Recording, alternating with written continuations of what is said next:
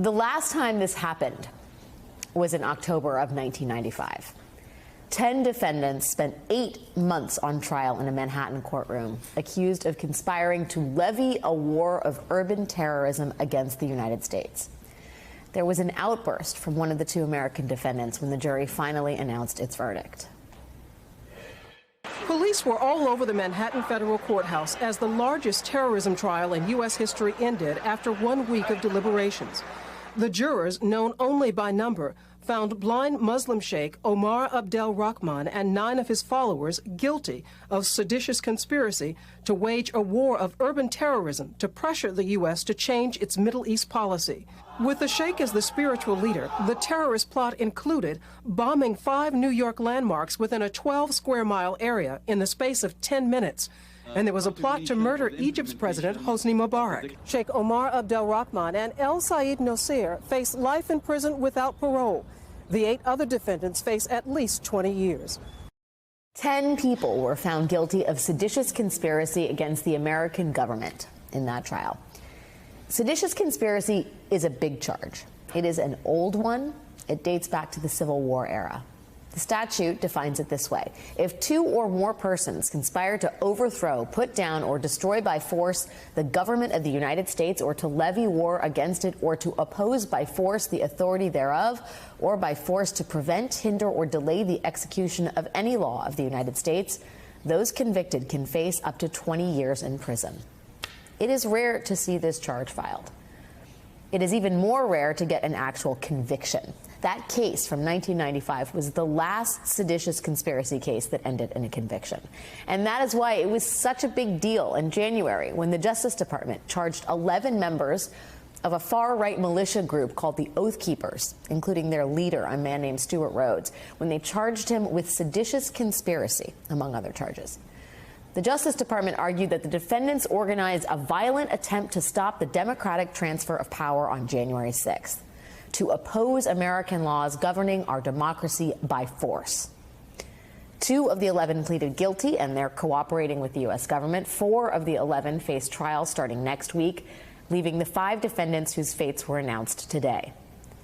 During the 8 weeks of this trial, the government prosecutors argued that those 5 defendants concocted a plan for an armed rebellion to shatter a bedrock of American democracy.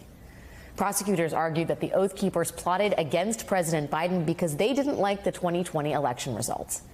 The jury was told that Rhodes desperately tried to get in touch with then-President Trump after the 2020 election to convince him to seize voting machines and invoke the Insurrection Act to stay in power. In a letter to Trump, Rhodes wrote, "If you fail to act while you are still in office, we the people will have to fight a bloody war against these 2 illegitimate Chinese puppets." The puppets he was referring to were President Biden and Vice President Kamala Harris. Earlier this month, Rhodes testified in his own defense.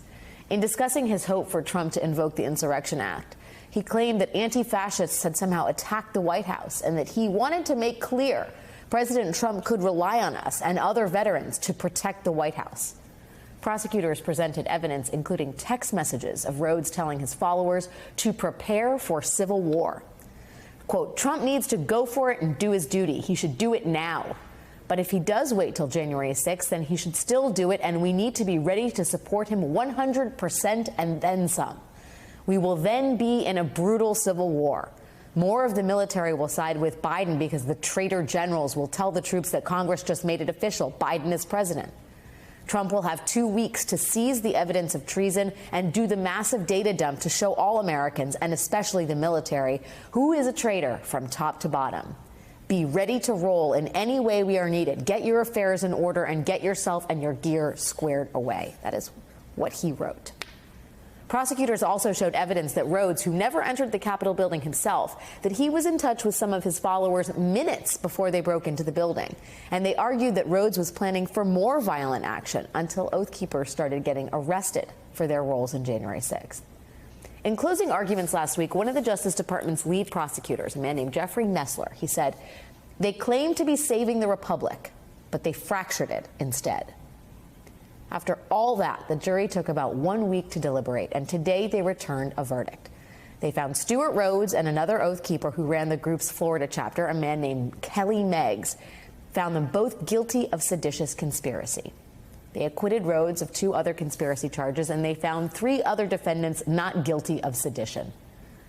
A split verdict in the most serious charge brought so far in the 900-plus criminal prosecutions of January 6 insurrectionists. Rhodes' lawyers say they will appeal, but as it stands, Rhodes may face up to 20 years in prison.